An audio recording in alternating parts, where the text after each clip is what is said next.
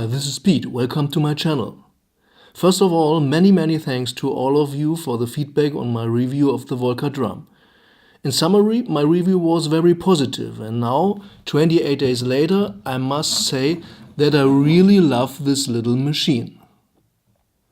It is incredibly deep, and definitely it's not the easiest Volca in my collection, but by far it's the most powerful.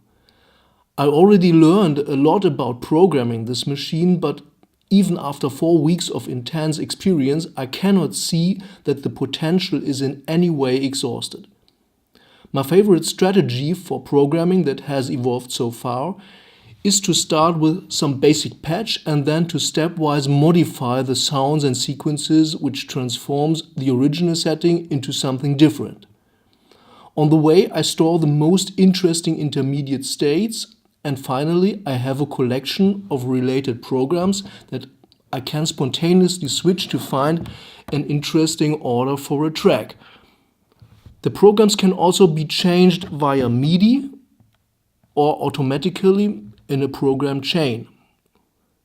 But my favorite style is to just enter program change mode and then to play the programs like notes on a keyboard. That's really fun. But now the curious situation. The more fun I have with the Volca drum, the more I fear the day when all memory slots are filled up with my own creations. And this day will come very soon. There are only 16 slots for kits that include all sound parameters and 16 slots for programs which include all sequence data and an associated kit number. With the Volca kick, the 16-slot limitation was never a problem for me.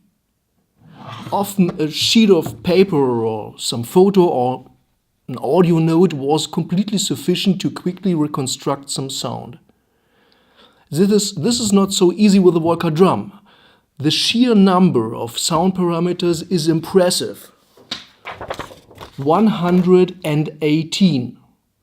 Not to mention the extended sequencer with 6 tracks, including now step probabilities and slice parameters.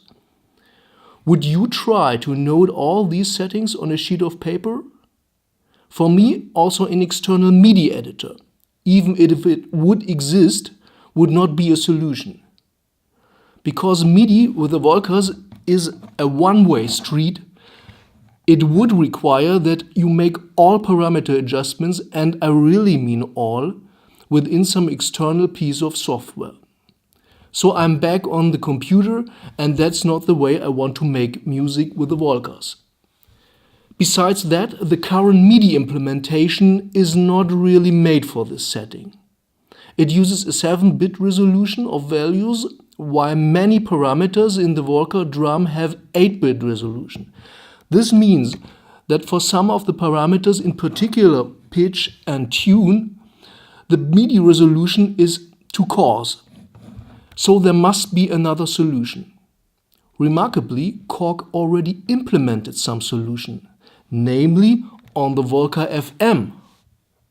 This guy has an export function which can transfer and receive all data over the sync interface. Originally, this was intended for data exchange between 2 Volca FM. However, the data are transmitted in form of an audio stream that you can also record on a computer or just on some handheld field recorder. And then you play it back someday when you need to restore your previous work.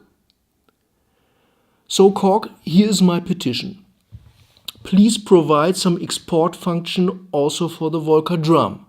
Otherwise, I will have to stop creating new tracks on this great machine, as I don't want to overwrite my previous creations for which I spent quite some time of programming. I'm really begging for some backup possibility because I want to continue my creative work on this instrument. So please provide some firmware update which takes away the fear about the end of memory.